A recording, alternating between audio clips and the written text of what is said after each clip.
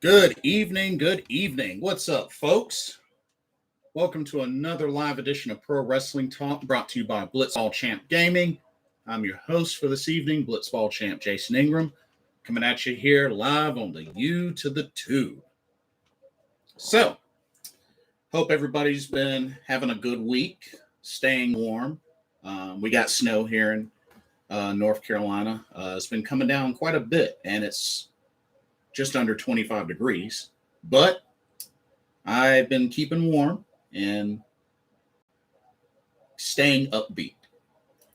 So I want to talk about a couple of things tonight. I'm going to talk a little bit of Stardom. I want to put a focus on Syuri and also on Sayaka Matsutani as well in my Stardom talk. Also want to talk some AEW as well. Quite a bit going on with AEW. Walter gets a really messed up name change, and pretty much we'll just go from there. Jon Moxley returns to AEW, and not only does he return and get on the mic, but he also wrestles as well. So good to see Jon Moxley back. We'll talk about that.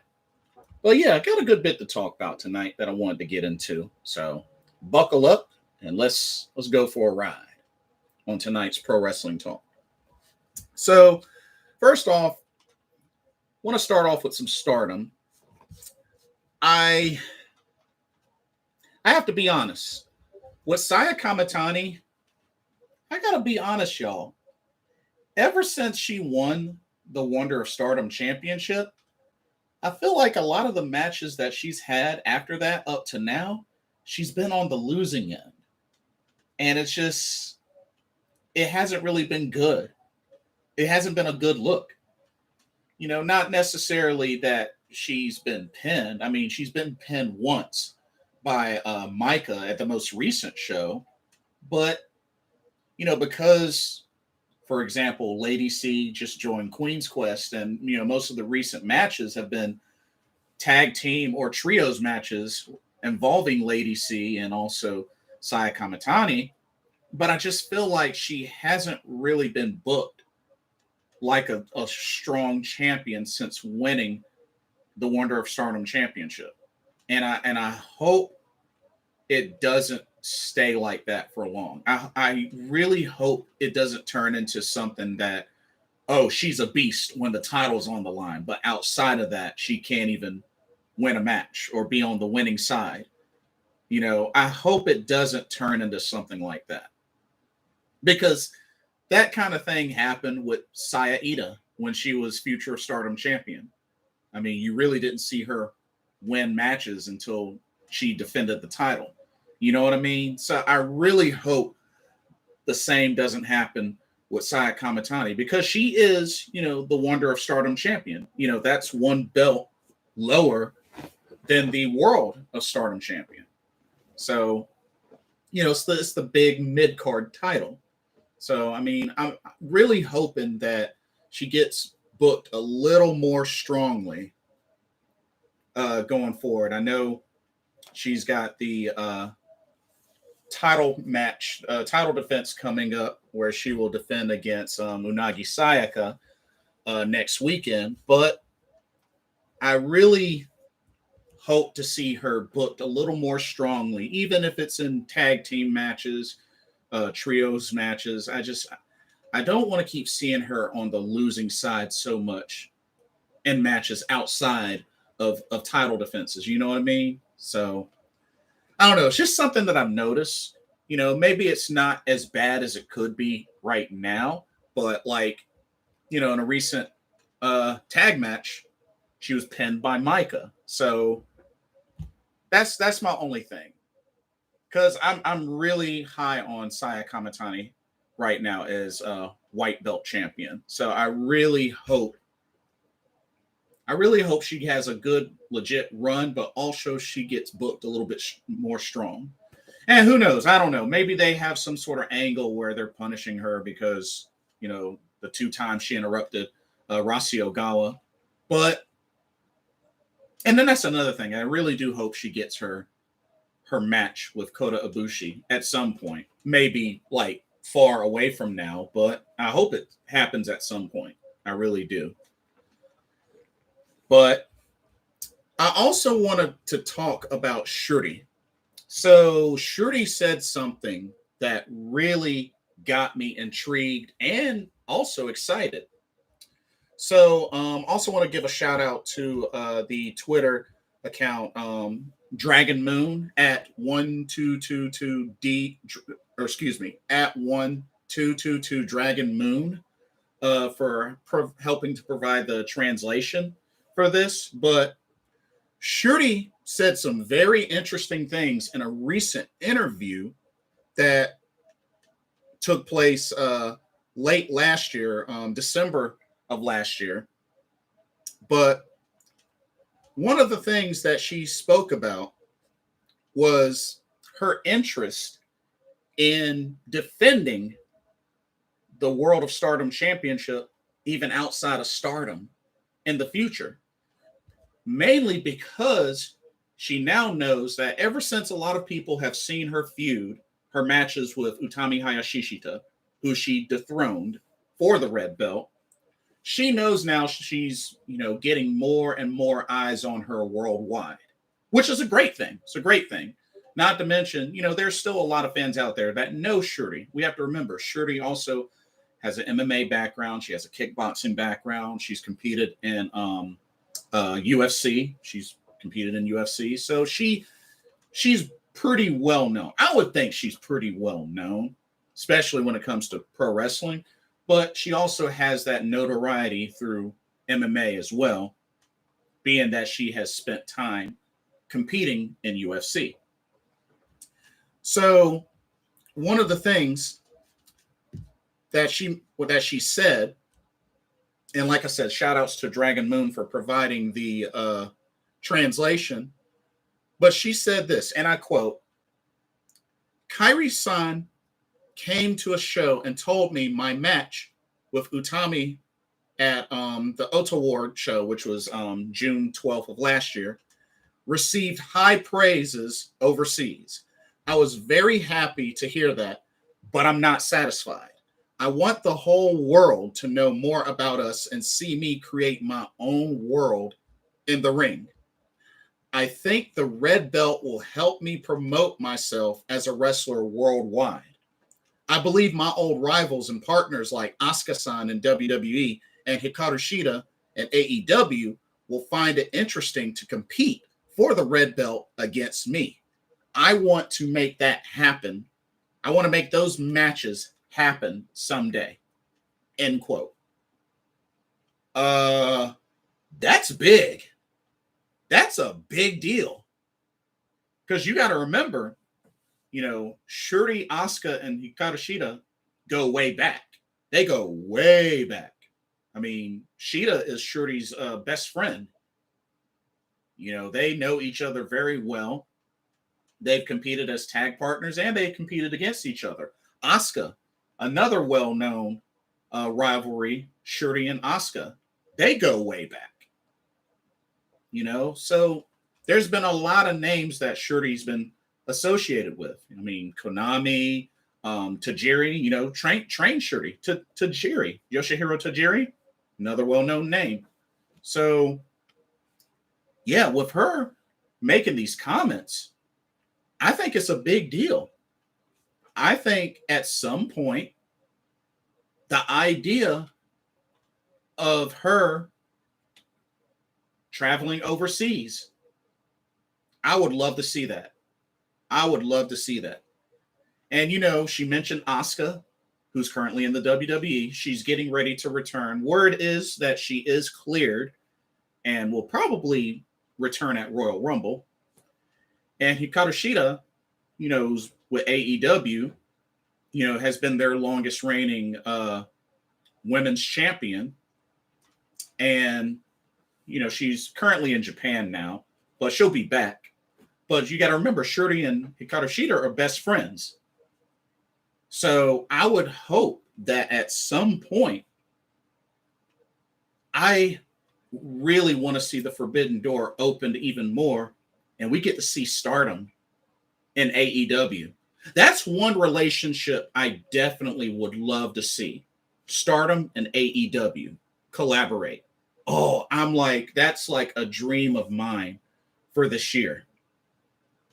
Because with that happening, that presents a good opportunity for Syuri to be able to come to AEW and compete with Hikaru Shida, whether they go against each other, team up. You know, I want to see the type of relationship similar to what ROH had with New Japan Pro Wrestling, or what ROH had with Stardom. You got to remember, a lot of wrestlers at the time from Stardom, you know, Hana Kimura, Kagetsu, Mayu Iwatani, Chris Wolf, you know, ladies like that have wrestled in ROH. I mean, Mayu Iwatani was ROH Women of Honor champion. So I really would love to see Stardom collaborate with AEW. I think that really, really strengthens the women's division even greatly, to the point where it easily would top WWE's women's division. Because there's a lot of folks, a lot of women that in the WWE, they have not been using correctly. And it's been like the same small handful of ladies, like on and on and on and on in WWE. No variety. But you get Stardom and AEW with a working relationship, oh, that women's division is going to spark like tons and tons of fireworks. Because I even had a dream of seeing there being a women's tag team title in AEW, and I would love to see Shida and Syuri reunite and compete for that. I would love to see that. But, you know, Syuri definitely is interested in defending the World of Stardom Championship, hopefully in some way, shape, or form outside of Stardom. And she mentioned Asuka and Hikaru Shida, who are in two different promotions, WWE and AEW. So, like I said, I would love to see that. I really like the way she thinks. And, you know, like she said, she's not satisfied. She wants to be on the type of level of notoriety that Io Shirai was on when she was deemed best in the world, top rank in Japan. That's what Syuri wants to be. And I think that's awesome. I think that's awesome. And she's on her way. I mean, she has an incredible record since coming to Stardom. And, you know, she finally became World of Stardom champion. And, you know, she's been very strong. She's been very strong. So I really like how they've been showcasing her. And like I said, I would love to see AEW and Stardom collaborate. I mean, we've already seen them do some things, you know, with some of the Joshi talent in AEW. I mean, we've seen folks like Maki Ito. We've seen folks like Ryo Mizunami. They've had the tournament where we've seen some Yuka Sakazaki, some Mei Saruga, Ren Katakura, Aja Kong. You know, we've seen Shoko Nakajima.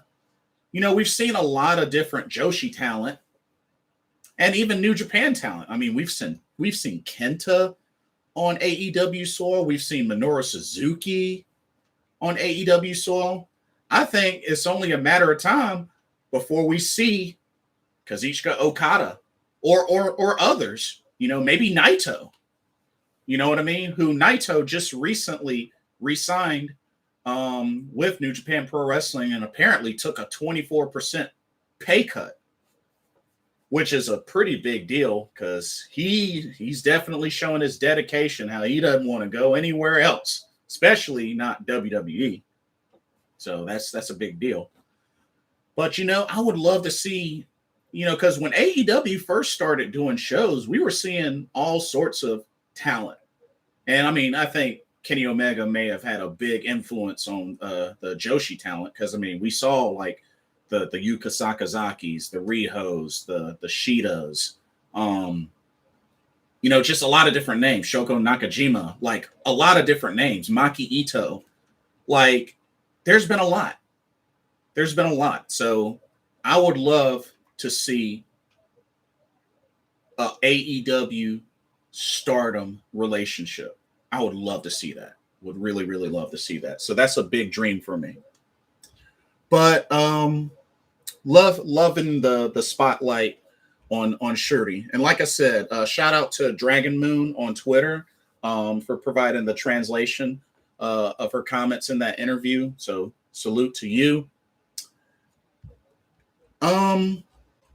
Let's see. That's pretty much it for Stardom. That's all I pretty much had for Stardom.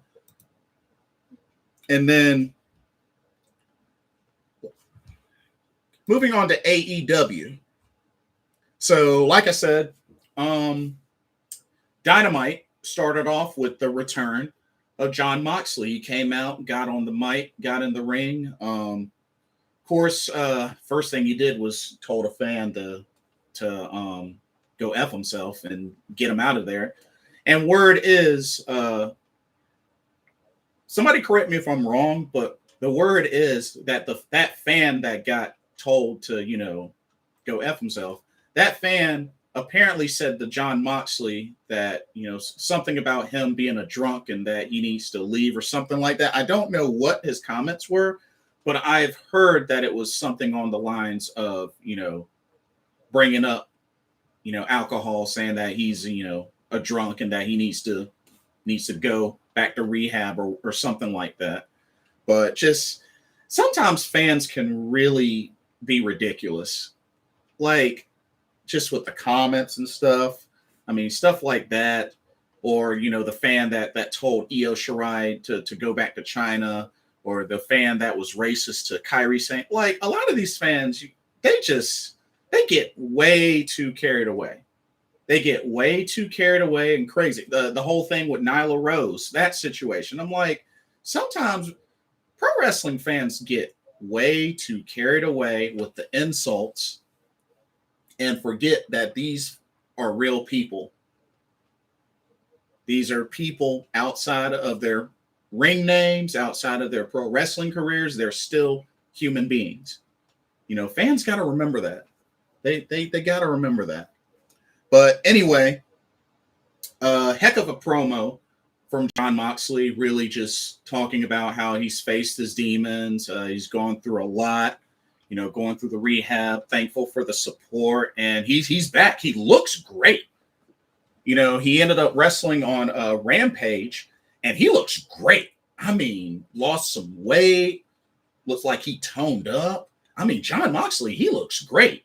Definitely looks like he not only got through the rehab, but, kept in shape, lost some weight. Like, Jon Moxley, I got to give him credit. He looks great. He looks great. He looks ready. And it's good to see him back in AEW. And I look forward to seeing him more in action, get him back into the title picture, or, get him paired up with some interesting feuds.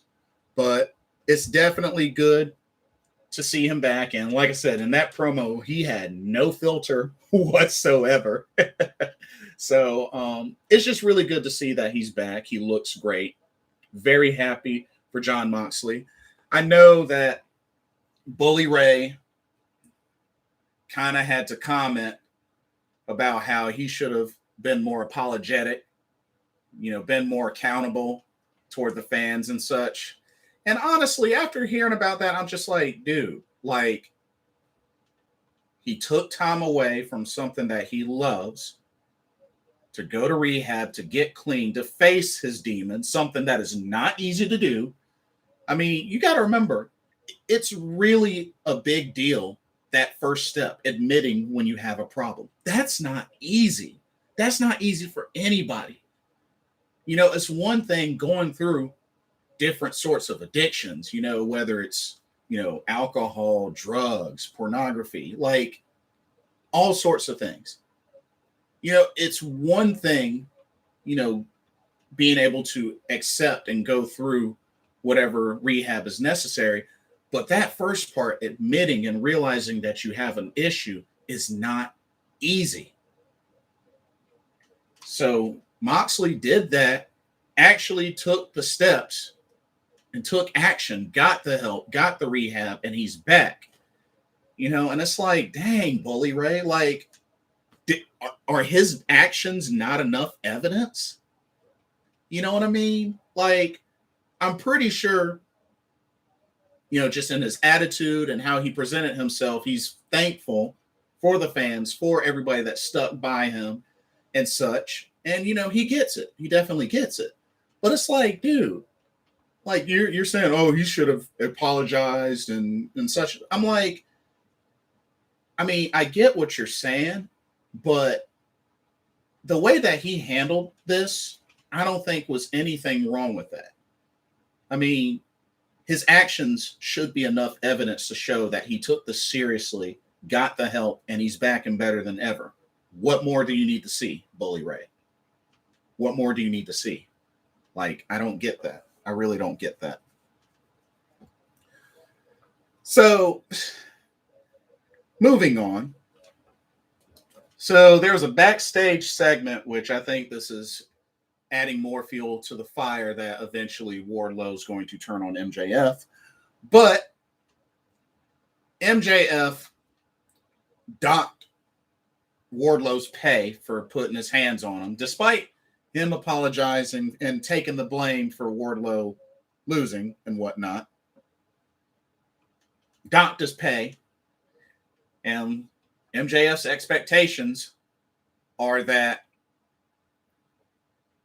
you know, if he can get into a position where he can win the TNT title and bring it to MJF, that he'll get even more money, or, you know, be back at his regular pay. And just, you can tell that just more and more those seeds are being planted where Wardlow is going to turn on MJF. It's a matter of time. It's a matter of time. We had ourselves a mixed tag match, which a lot of people were pretty hyped about this, as well as they should. Orange Cassidy and Chris Statlander teaming up to take on the couple, the real life couple of Adam Cole and Dr. Britt Baker, DMD, the current AEW Women's World Champion. And I have to say, this was definitely back and forth. And with the way that this match was going, this really could have gone either way. Really could have gone either way. And I tell you, it was really funny to see not only Adam Cole hit a Panama Sunrise, but also Britt Baker hitting a version of the Panama Sunrise on Chris Statlander. I thought that was really cool. So definitely the couple's well in sync. But there was a spot where Orange Cassidy knocked Britt Baker off the ring apron and through a table on the outside. But despite that happening, Adam Cole took advantage, got a low blow on Orange Cassidy, lowered the boom, and got the victory, got the 1, 2, 3. And Adam Cole still undefeated, by the way, whether it's tag match or singles, still undefeated. I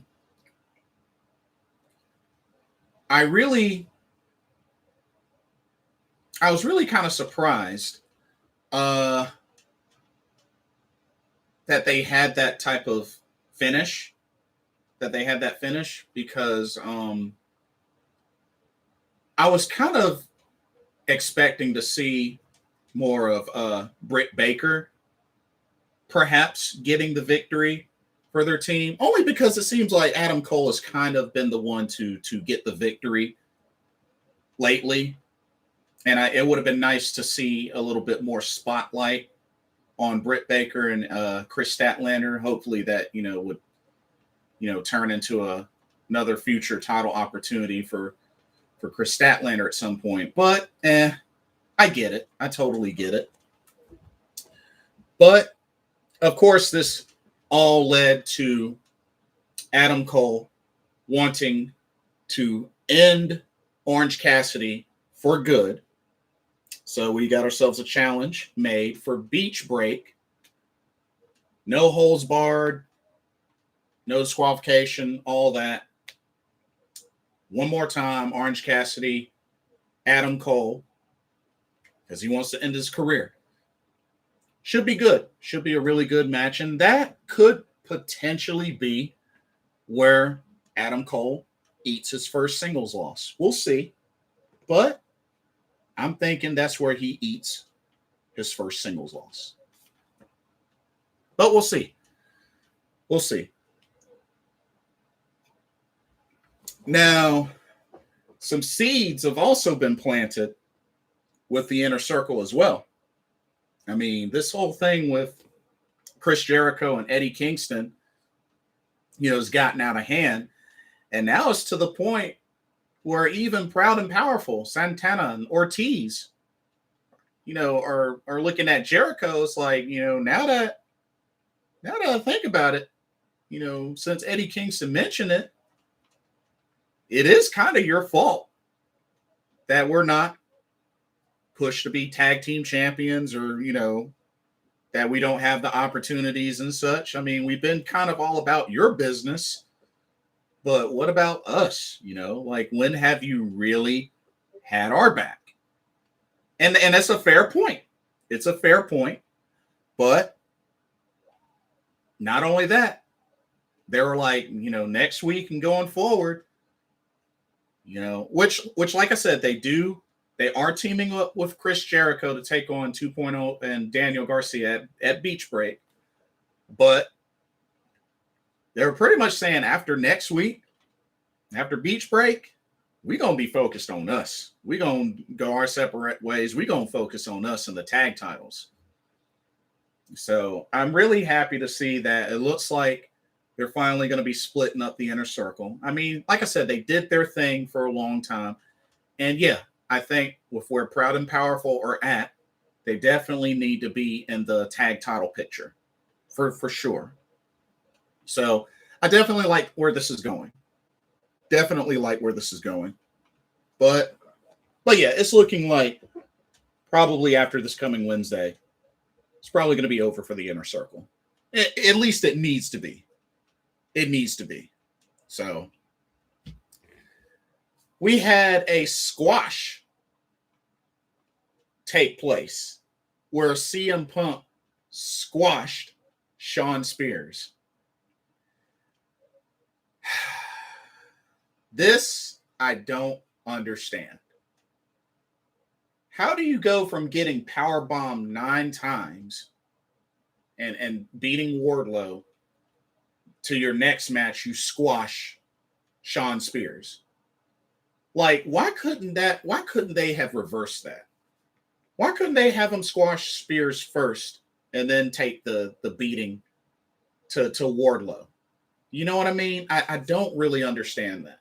You go from getting powerbombed 9 times to squashing Shawn Spears. I really don't get that. I don't get that. If they were going to do that, they should have did that first and then the Wardlow match.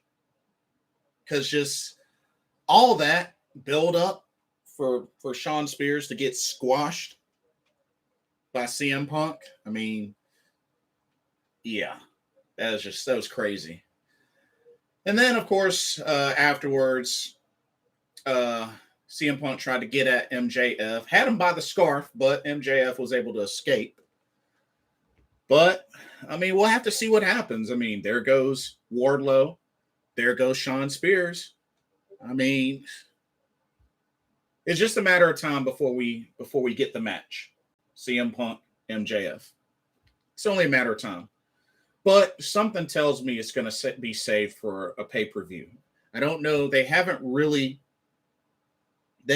started building a lot of the Revolution card, which is, AEW's first pay-per-view of the year. So I don't know if they're going to save it for that or for maybe Double or Nothing. I don't know. But I expect that match to happen on a pay-per-view. So we'll see. Billy Gunn and the Gun Club got the jump on Christian backstage. Demanded for a tag title shot for his boys. Got attacked backstage. So, yeah. Christian wanted them to make a statement. What did they do? Backstage assault. Statement made. So, looks like that's going to lead to a tag title opportunity, which, I mean, you have to admit, the Gun Club has had a pretty big tag team record. So, I mean, it kind of makes sense. We had Cody Rhodes return, grabbed the big ginormous ladder, got into the ring, did another heel-like promo, but still doesn't sound like he's fully officially a heel. Not surprised. But he proposed a match. Beach break. Him, the TNT champion, versus Sammy Guevara, the interim TNT champion, in a ladder match. Winner takes all. Winner becomes the true TNT champion. So we got that for Beach Break. Should be good. We got to remember, Cody Rhodes won that title back, beating Sammy Guevara.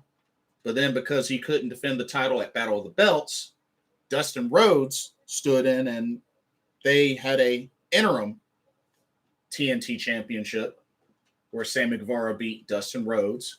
So this is how they want to settle it. I'm all for it.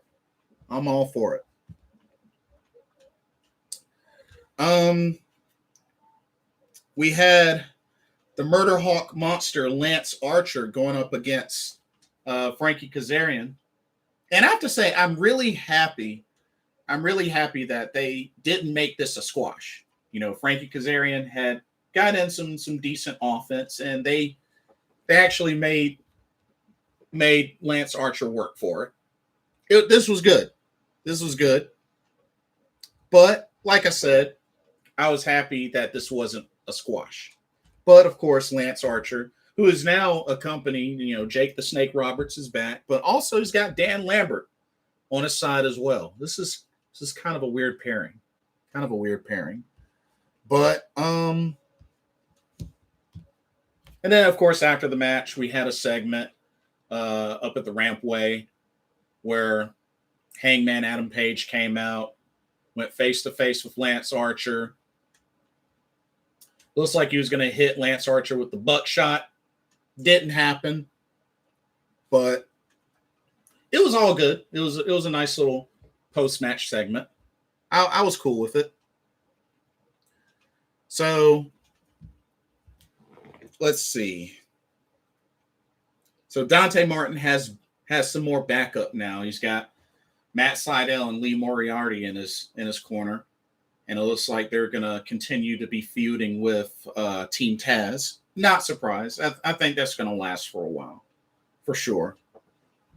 So it looks like legit Layla Hirsch has cemented her official heel turn. Had a backstage segment with her, Chris Statlander, and Red Velvet. She ended up attacking them both. And yeah.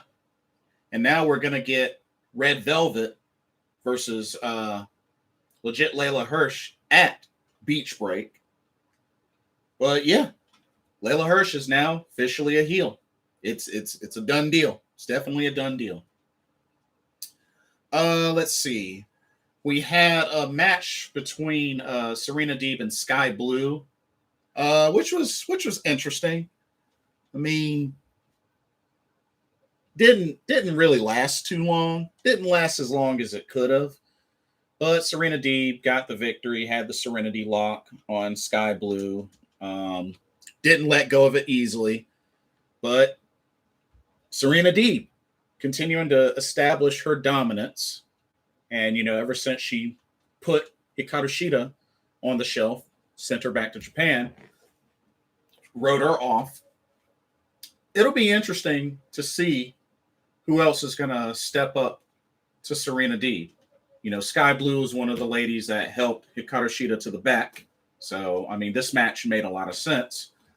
But it'll be interesting to see who else is going to rise up against Serena Deeb for now. But if anything, I'm happy for Hikaru Shida because I feel like she's getting some much deserved time off. You got to remember, Shida has been going pretty hard since AEW began, especially before the pandemic hit and she was traveling back and forth between the States and Japan, because not only was she doing AEW, but she was doing a Makai project in Japan. So I think this is good that Shida has an opportunity to take some much deserved time off. You know, she was able to go back home. And, you know, I think she deserves some good time off. Like, even if she was gone for like a few months, wouldn't bother me.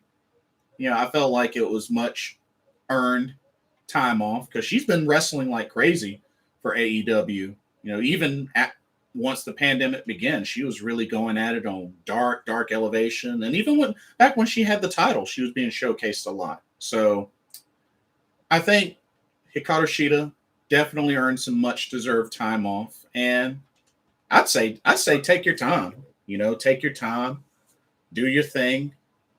You know, AEW is going to continue to be strong.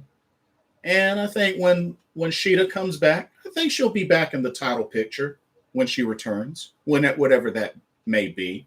But there shouldn't be any rush. There shouldn't be any rush. So that's my whole thing with that. And of course, I mentioned earlier about Moxley returning to the ring. Well, sure enough, an opponent was established in the form of All Ego Ethan Page, who issued the challenge. And, you know, they had that match on Rampage, which I'll get to in a moment. So the HFO, the Hardy Family Office, have decided to partner up with Andrade El Idolo. And let me make sure I read this right. Matt Hardy sold 51% of the HFO to Andrade. So they will be known as the AHFO, which I assume is Andrade Hardy Family Office. And it sounds like they have Darby Allin, or at least Andrade has Darby Allin on his radar to try to recruit for the now AHFO. It's kind of weird. It's really, really weird. But I still believe at some point in time, we're going to get Jeff Hardy in AEW with Matt Hardy. I still think that's going to happen. And that's probably going to be the last hurrah for Jeff Hardy and Matt Hardy together. I think that's going to be the last hurrah. When will that be? Remains to be seen. But I still think at some point in time it's going to happen before they're done. So we'll see. And then the main event was Darby Allin and Sting versus the Acclaimed. Now, I know Darby Allin was, you know, incapacitated for a bit where he had to be taken to the back. But I got to give mad props to Sting.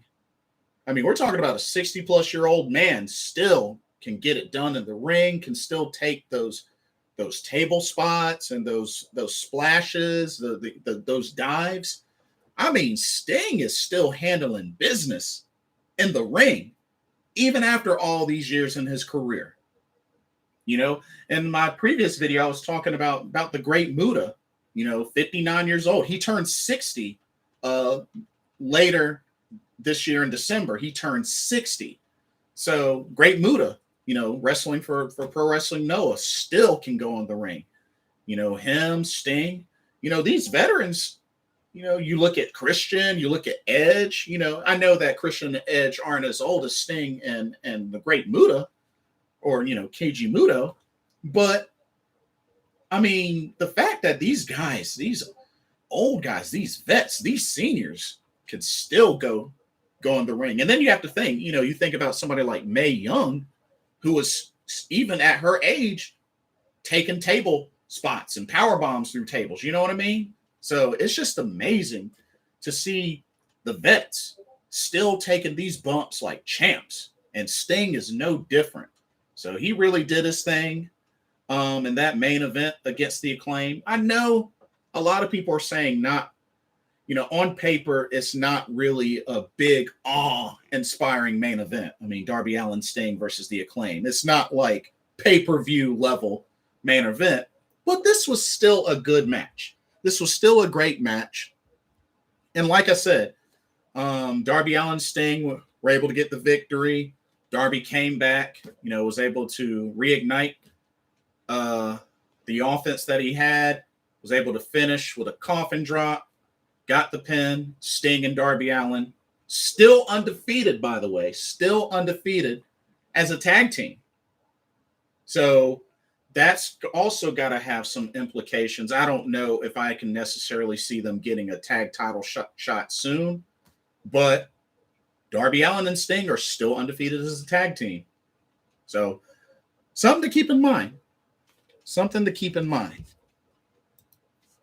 But overall, I was pleased with Dynamite. I was pleased with Dynamite. And then Rampage kicked off with Jon Moxley versus All Ego Ethan Page. And I have to say, I really like the pacing of this match, because you gotta remember, Jon Moxley has been away for at least a handful of months since he last wrestled. So I have to say, I liked how they eased him back into the mix of things. And this was actually a good match. Him and Ethan Page, this was good. I think this was a good way to bring him back, get back into the mix of things with this match. And like I said, Mox looked great, lost weight, looks back in shape. Just, got to work off the rust and, get back into wrestling more. But he looked good. He looked good in this match with Ethan Page. And, Ethan Page is another good wrestler, has been on the up and coming. I know he's done quite well in Impact and elsewhere. So this was a good match to kick off Rampage, AEW Rampage. But that final sequence with Moxley just raining down the elbows and the knee strikes to the head, I was like, dang. Well, but that's Mox for you. And then he was able to clamp on that bulldog choke. Ethan Page was able to he ended up passing out. I didn't see a tap out. I think he just passed out.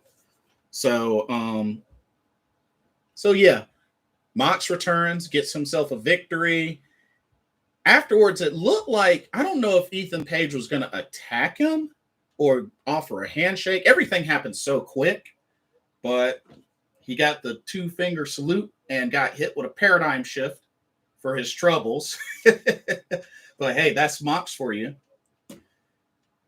And then you had a segment as Mox was leaving. He encountered the American Dragon, Bryan Danielson, who apparently had been watching. So, looks like a seed's been planted there. Could see Mox and the American Dragon going at it soon. I'm down. I'm definitely down. They got to start working something new ever since the fallout from Hangman Page and Bryan Danielson. So, hey, why not Mox? I'm totally down. I'm definitely down. So we had a singles match between Nick Jackson of the Young Bucks and Trent Beretta of Best Friends.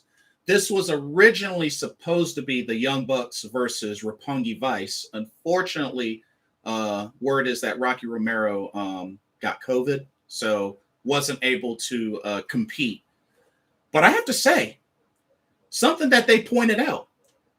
As much as these two know each other, this is actually their first singles match against each other. That's crazy. Because you got to remember, Roppongi Vice and the Young Bucks have quite a history, you know, even ROH, New Japan, Pro Wrestling. I mean, you know, battling for the IWGP Junior Heavyweight Tag titles. You know, they got a lot of history. They go way back. But this is the first time Nick Jackson, Trent Beretta singles match against each other. And I have to say, this was good. This was actually good. You know, I got a chance to see Trent Beretta in a singles match when New Japan Pro Wrestling first came to North Carolina. They came to Charlotte. And the main event was Juice Robinson versus Trent Beretta. And that was actually a really good match. You know, not a big name match on paper for a main event, but that match delivered. It was a solid match. Solid match. So never underestimate. Even the matchup might not be a big wow factor matchup.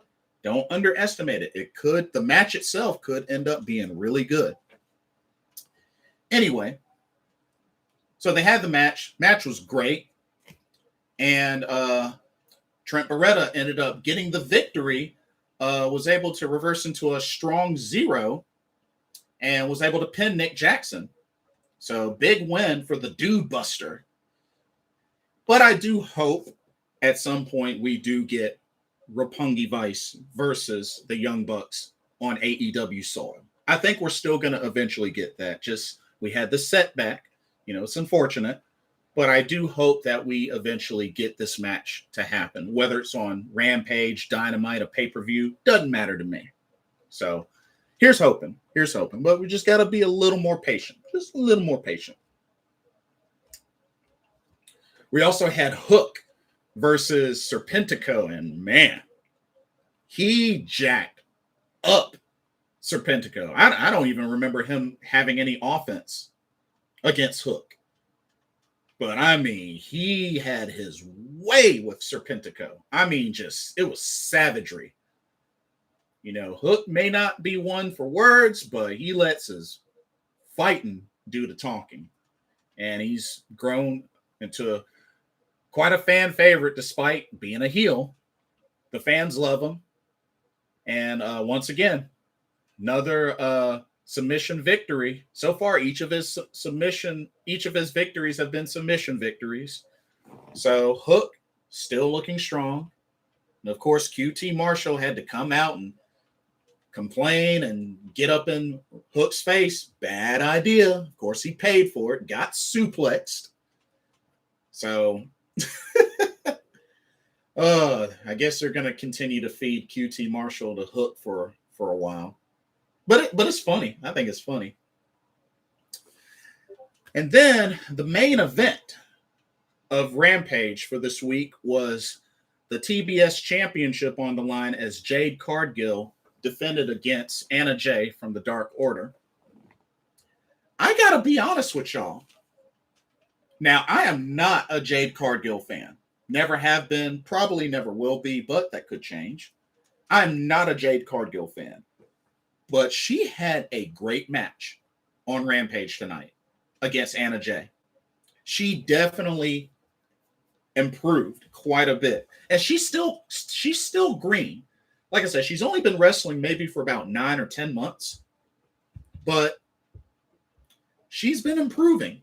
And I think giving her more matches like this, you know, giving more time, she's showing that she can hang. And little by little, she's been improving. And even Anna Jay, since Anna Jay has returned from injury, she's been improving and looking better in the ring. So I felt like these two ladies really worked well together. So I was really happy. And they got to be showcased in the main event, which I think this is Jade's first main event in AEW. So, hey, I got to give kudos and credit where credit's deserved. These two ladies had a good, clean match. I was very impressed. I'm more impressed with Jade Cardgill. Like I said, I like Anna Jay. She's been improving. But I gotta give kudos to Jade Cardgill. She looked good. She looked really good. I like the spots that they did. Like I said, it was a pretty clean match. Very clean match. But sure enough, Jade Cardgill did get the victory. She was able to hit Jaded on Anna Jay. Took two tries, but was able to retain the title. But yeah, Jade Cardgill has been looking good. So I think that's 2 defenses so far. I think she's defended against Sky Blue and now Anna Jay. So, you know, she's been defending the title. So definitely like what they're doing. And, you know, I was thinking, because honestly, I have no idea who's going to be the one to dethrone Jade Cardgill. Tony Khan really likes her. She's been improving in the ring. Like I said, I'm not a fan of her, but I got to give credit where credit's due. Something tells me that somebody stepping through the forbidden door, whoever that is going to be the one that dethrones Jade Cardgill. We'll see. There's no telling who, but we'll see. I will say this. Apparently, word is that Serena Deeb had mentioned, now she couldn't say names, but word is that she mentioned that AEW has got some more women wrestler talent lined up coming soon. It makes me wonder, could we perhaps see something along the lines of a Toni Storm? Maybe a Tegan Nox? Maybe a Ember Moon? I think that would be cool. A Mia Yim? I don't know how much they have left on their non-compete clause, but sounds like they got plans. So, hey, I would love to see any of those ladies that I named in AEW. I think they'd be great. So we'll have to wait and see. But we got Beach Break coming up this Wednesday. Should be good. Should be really good. And then I know that they got to start preparing more for to build out the card for AEW Revolution. And yeah, got quite a bit to look forward to. But that'll do for AEW. For WWE, I mean, so I don't know. I don't know what's up with a lot of what they're doing. I mean, there really wasn't much that intrigued me. I mean, Finn Balor lost to Austin Theory, and it looks like Vince and the WWE have, what I've been told, big plans for Austin Theory. So, what is that going to look like? I have no idea, but it looks like that's in the plan. Is a big push for Austin Theory, which, you know, I don't dislike the guy. I think he's a good wrestler and, you know, good young up and coming talent who did well at Evolve. You know, he's a good wrestler, definitely young up and coming, but it just makes me wonder how they're going to push him, like to what lengths. So curious to see. That whole Alpha Academy graduation ceremony was just, ugh. But I mean, I like what they're doing with these two, because you got to remember, Chad Gable and Otis are actually real life longtime friends. I think they've been friends for like 10, 11 years. They've known each other for a long time. So I do like how, you know, they've kind of been putting that on camera more. So that's cool. So I got to give them props for that. But Omos destroyed Reggie. Maurice hit Beth Phoenix with her purse loaded with a brick, which was just, I guess that was kind of creative or innovative. And I mean, there was really nothing else intriguing that happened, at least not on Raw. I mean, Raw just, Yeah. Raw was there. I mean, Hurt Business beat up on Bobby Lashley some more, but yeah, Raw was just blah.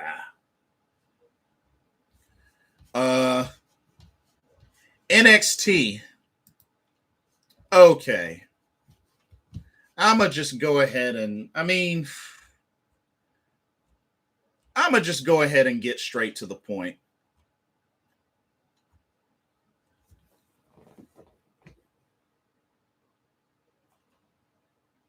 Gunther? Really, WWE? That is what you come up with? That is what you change Walter's name to?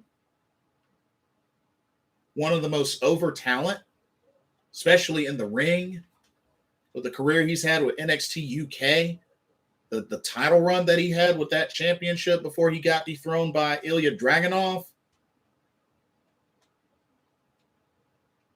And Gunther is what you change his name to?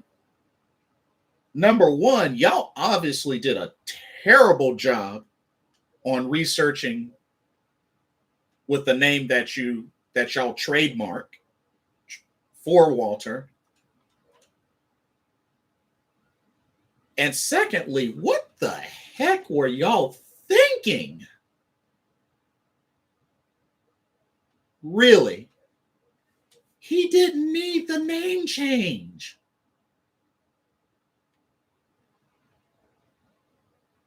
He never needed the name change.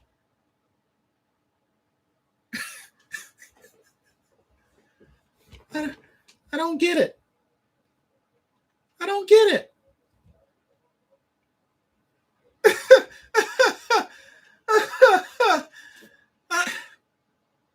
I don't get it.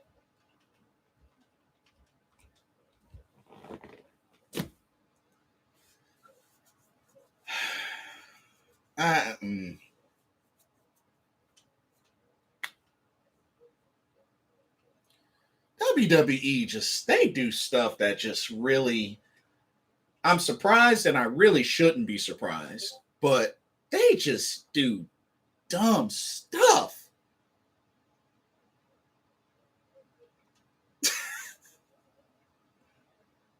And Saray, really?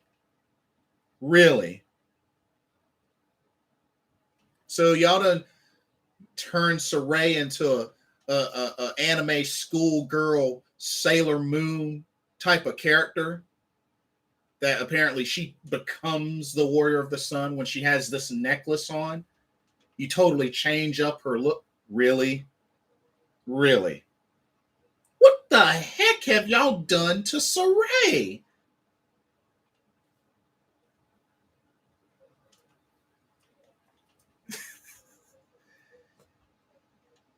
Y'all are messing up Saray with this character gimmick change, and you're changing Walter's name from Walter to Gunther? Really?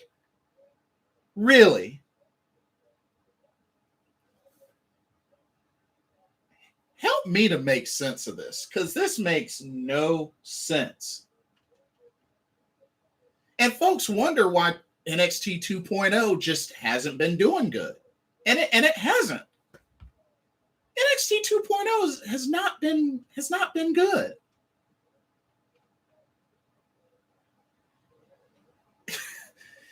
and it's now it's like at the point where it's like folks are disappointed, even within the company, are disappointed with how NXT 2.0 has turned out.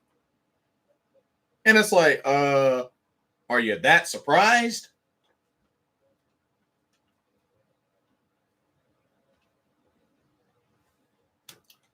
It's ridiculous. Moving on. Dakota Kai got a win. They had Dusty Tag Classic matches where the Creed brothers, they beat Brooks and Jensen in the first round. Malik Blade and Indris Inoue defeated Legado del Fantasma in the first round as well. So both of those teams advance. Of course, they had Braun Breaker with the assist. So those two advance. Ivy Nile defeated Kaylee Ray, which, Kaylee Ray's a face now, which that's kind of weird. But I don't know. It looks like, perhaps they're building up Kaylee Ray as potentially the next challenger to Mandy Rose's NXT Women's Championship. But for now, Persia Pirotta and Indy Hartwell had Indy's back, and it looks like this is going to lead to a trios match. I believe for this coming Tuesday on NXT 2.0, Toxic Attraction versus Kaylee Ray, Persia Pirotta, and Indy Hartwell. But I don't know. Overall, I was just really, really disappointed with NXT 2.0. Really disappointed. Duke Hudson made his return. I mean, I guess that's cool.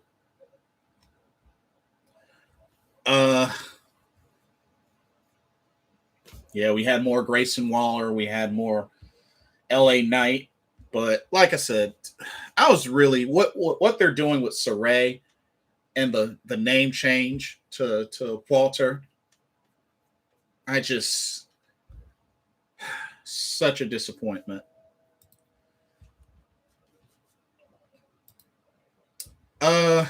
NXT UK. Not a whole lot went on. Pretty Deadly got back into their winning ways, defeating Saxon Huxley and Sam Gradwell. So they're back into their winning ways since losing the tag titles to Mustache Mountain. We had Isla Dawn defeated Amelia McKenzie. And, of course, Meiko Satomura is back in Japan for now. Did a really cool promo with Blair Davenport. I thought that was pretty cool. Did a spotlight on Jenny and a male. So it looks like they're prepping for a showdown between those two ladies. So that should be good. Should be really good. And A-Kid got a shot at the Heritage Cup held by Noam Dar. It was a good match. It was actually a good match between these two. I felt like they were very evenly matched. Of course, Noam Dar had Shaw Samuels in his corner. But you had Noam Dar get the first pin after a Nova Rolla. And you had A-Kid get the second pin after a springboard flipping DDT, which was actually pretty cool the way it was executed. And it was back and forth. I mean, these two were going at it. I was really enjoying this match. It was the main event, of course. And it looked like A-Kid had Noam Dar in the omoplata, but time ran out and Noam Dar did not submit. Therefore, the match ended in a draw. And because it ended in a draw, Noam Dar retains the Heritage Cup. I'm okay with this outcome. I think this is the first time that's happened since they started doing the Heritage Cup matches. And, it keeps A-Kid strong. It keeps A-Kid strong. So I'm okay with this finish. I'm okay with the draw finish. I mean, of course, it's never fun to see a draw, but I'm okay with that finish in this particular situation. It keeps A-Kid strong. Noam Dar's still the Heritage Cup champ. So I'm okay with it. I'm definitely okay with it. But it was a pretty decent NXT UK. And Friday Night SmackDown was just loaded with rematches. Had Kofi and Madcap Moss again. We had Natalya and Aaliyah again. We had Ricochet and Sheamus again. We had The Viking Raiders versus Los Lotharios again. We had Naomi versus Charlotte again. So another SmackDown full of rematches. Of course, this time with Charlotte and Naomi, Sonya Deville was the special referee. And it looks like it's going to be booked that next week, Naomi versus Sonya Deville. Don't think it's going to happen, but we'll see. And it looks like, and like I said, in the Kofi Madcap Moss match, Big E was in Kofi's corner. And Kofi, sure enough, got the victory. Ricochet eats yet another loss. Dude, I'm surprised Ricochet ain't trying to bounce, because Ricochet's been eating loss after loss after loss after loss. Honestly, I don't even remember the last time he's won a match. Maybe y'all can tell me. Those watching, those that see this, let me know, what was the last time Ricochet won a match? Because I don't even remember. To be honest, I don't even remember when Ricochet last won a match. I have not a clue. Xia Li made, her second appearance on SmackDown since coming to SmackDown? And she saves Aaliyah from a beatdown from Natalya. She just gets the one kick and bam, that's it. I'm like, dang, y'all. I mean, it's good to see Xia Li again, but when are y'all going to give her a match? Y'all still haven't even given her a match on SmackDown. Can y'all give her a match? I mean, they're just having her do this protector superhero gimmick. And it's like, you're sparingly using her.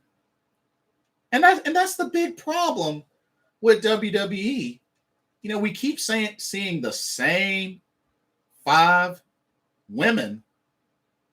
I mean, we keep seeing Becky Lynch. We keep seeing Charlotte, which I understand they're the champions, but it's like, dang. Like, we've seen plenty of Natalya. We've seen plenty of Bianca Belair and Rhea Ripley and you know, Nikki ASH. It's like, dang, you got other ladies on the roster. I mean, can we see some Shotzi Blackheart? Can we see some more Aaliyah? Can we see Xia Li in a match? Can we see some more Shayna Baszler? Like, you know, can we see some more Dana Brooke? You know, like, can we mix it up? Can we spread it out? You know what I mean? Like, I don't know. It just, but then again, the women's division is, I feel like it's just been lacking in WWE. You know, after they let go of so many women, I mean, Ember Moon, Tegan Nox, Toni Storm. I mean, they let go of a lot of women. So, yeah. What can you do, I guess? But one more week. Next week is the go-home week for WWE because, you know, next Saturday is the Royal Rumble. And you know what's interesting? Check this out. I want to mention this. Check this out. So Royal Rumble, so far on the card, they only have they have the 2 Royal Rumble matches and they have 3 title matches. So both Royal Rumble matches, Raw Women's title on the line, and both main titles on the line, WWE Championship and the Universal Championship. And then, of course, you got the mixed tag, Edge and Beth Phoenix, Maurice and The Miz. So for the Royal Rumble matches, so for the men's Royal Rumble, so far, the only talents that have announced that they're entering the Royal Rumble,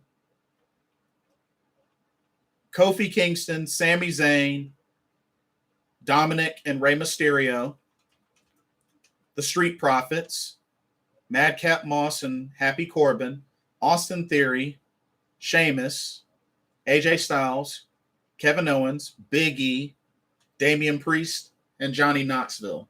That's 15 stars, 15 out of the 30. So we're about to enter the go-home week, and only 15 have been announced that they're entering the Royal Rumble. Now, like I said, I'm pretty sure the other 15, are going to be familiar faces, and I expect there to be some legends as well. Now, how much? Well, actually, let me go to the women. So for the women, so far announced for the Royal Rumble for the women, Kelly, Mickie James, Lita, Tamina, Queen Zelina, Carmella, Shayna Baszler, the Bella Twins, Michelle McCool, Summer Rae, Nikki ASH, Naomi, Dana Brooke, Charlotte Flair, Bianca Belair, Liv Morgan, Rhea Ripley, Natalya, Shotzi Blackheart, and Aaliyah. So that's what, 21?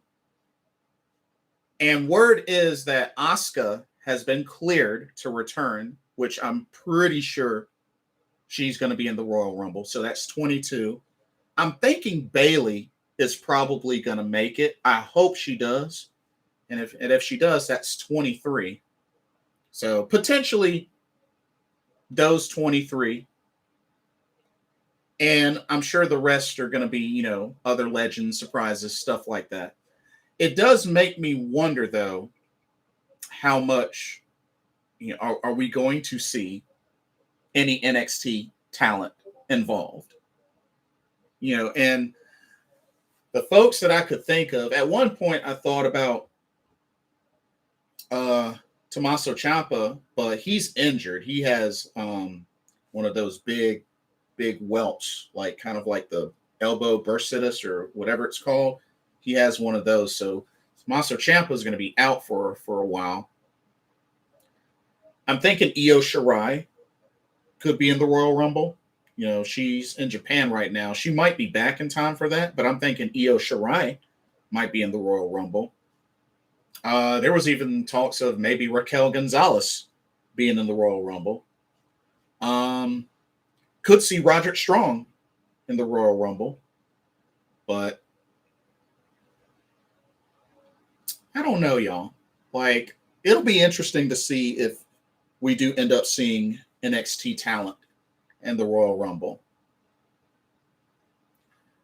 Remains to be seen. But like I said, next week is the go-home week. So we'll have to see what happens. We'll have to see what they end up doing with that. But anyway, that's pretty much all that I have for tonight's Pro Wrestling Talk. Like I said, next week, I know next weekend we got the Royal Rumble and we got Stardom's event as well. The next Saturday, Nagoya Supreme fight. So I'll be sure the next Pro Wrestling Talk video, I'll go over the cards for those. So it should be a good weekend for pro wrestling next weekend. But yeah, we got Beach Break AEW this Wednesday, so that should be good. But yeah, it's quite a bit to look forward to next week for pro wrestling. But anyway, don't forget to like, comment, subscribe, hit that notification bell so you don't miss a video. And thank you so much for watching. This has been another Pro Wrestling Talk brought to you by Blitzball Champ Gaming here on the U to the Tube. I'm your host, Blitzball Champ Jason Ingram. Stay warm, stay safe, and have a blessed weekend. Take care. Peace.